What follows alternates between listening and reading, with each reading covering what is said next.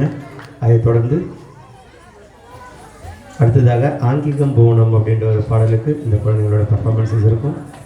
இந்த பாடலுக்கு அடுத்த ஒரு பாடலோடு எங்களோட நடேச நாட்டியாடியா விடைபெறும். ஏன்னா நேரம் அதிகமாகிடுச்சு, எல்லா குழந்தைகளும் அவங்க வீட்டுக்கு போயிடணும். அதனால் இந்த பாடலுக்கு அடுத்த பாடல் ஒரு வேப்பலை சட்டியை வச்சுக்கிட்டு ஒரு சாங் வேறு லெவலில் இருக்கும். எப்படி இருக்குது பார்க்கலாம்.